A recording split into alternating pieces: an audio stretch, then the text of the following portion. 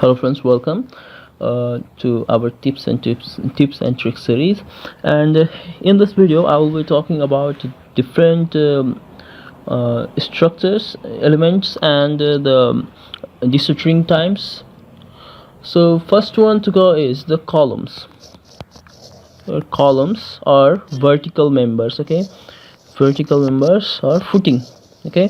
So if you have poured the concrete for these members and have a formwork, then that can be removed in 16 to 24 hours, okay? So actually the desuturing times depends upon the type of the element you are dealing with. So first one is this, and next we will talk about the Soffit formwork to slab. So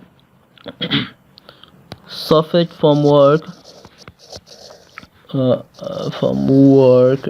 to slab, that can be removed in 3 days, okay?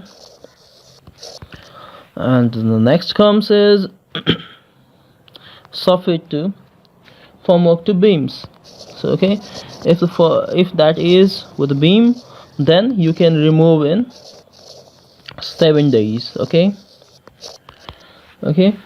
And similarly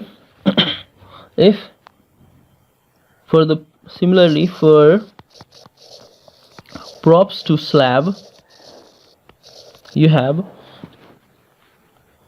if span is up to 4.5 meters, then you can remove in 7 days, okay? And if that span extends beyond 4.5 meter, then you should keep it to 14 days, okay? So at least you have to keep structures to 14 days and then you can remove it.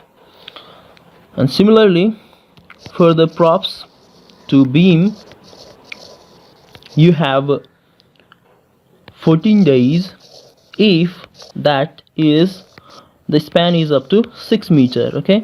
If the span is up to 6 meter, then you have 14 days, and if it goes beyond 6 meter, then you have to keep the structures to 21 days. So after that you can remove structures. So I think this is all about desuturing period.